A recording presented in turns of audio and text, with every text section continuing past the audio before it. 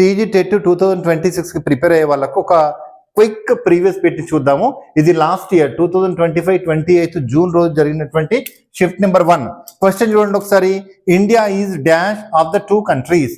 ఇక్కడ question straight away it is asked about articles. Indirect గా కొంతవరకు డిగ్రీస్ ఆఫ్ కంపారిజన్ పైన కూడా ఉంది. అంటే జనరల్ గా ఏంటి, 2 కంట్రీస్ మధ్యన కంపారిజన్ వచ్చినప్పుడు in general we use comparative adjective, then immediately we use what? Than.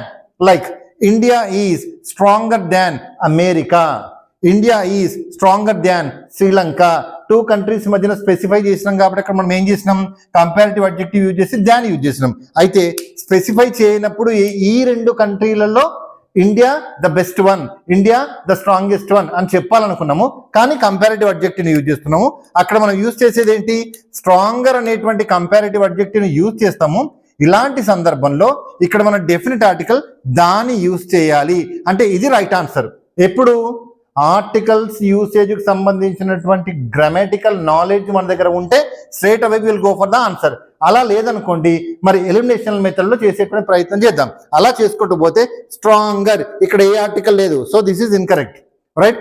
And stronger, ఇక్కడ సా అనేటువంటి కాన్సనెంట్ సౌండ్ ఉంది కానీ యాన్ ఉంది, దిస్ ఈజ్ ఇన్కరెక్ట్. మిగిలినవి 2 ద స్ట్రాంగర్, ఆ స్ట్రాంగర్. ఇండియాని స్పెసిఫై చేస్తున్నాం కాబట్టి we will use definite article, so this is the right answer. Elimination లో ఇది కూడా పోయింది. This is the way we can do the answer. I hope you enjoyed the video. Thank you.